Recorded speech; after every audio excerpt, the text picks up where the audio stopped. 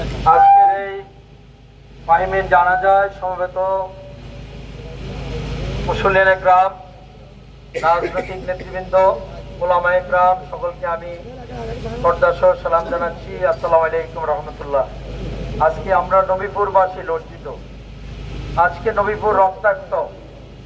এই ফাহিম আমাদের এখানে একজন মেহমান হিসেবে আসছে।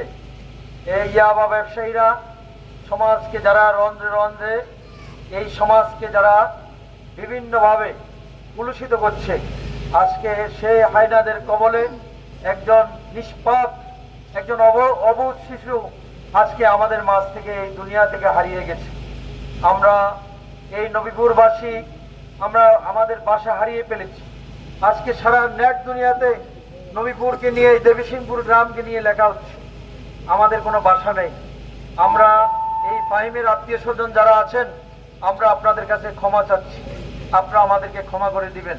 কারণ আমরা এই নবীপুরবাসী, এই কুলাঙ্গার, এই সমাজের নষ্ট, এই ইয়াবা ব্যবসায়ী, কিশোর গ্যাং, তারা যেভাবে মাথাছাড়া দিয়ে উঠছে, আমি আমাদের রাজনৈতিক নেতৃবৃন্দ, সমাজে যারা বিভিন্ন সংগঠনের নেতৃবৃন্দ রয়েছেন, ওলামায়ে কেরাম রয়েছেন, সমাজের সচেতন নাগরিক রয়েছেন, আমি আপনাদের প্রতিনিধি হিসাবে আপনাদের কাছে হাত জোট করে বলবো, এদের স্থান নবীপুর আর হবে না। এদেরকে আমাদেরকে করতে হবে। যারা এই ঘটনার সাথে জড়িত তাদেরকে অবশ্যই আইনের আওতায় আনতে হবে। আমরা তাদেরকে যেখানেই পাবো তাদেরকে আমরা পুলিশে সোপর্দ করবো ইনশাল্লাহ।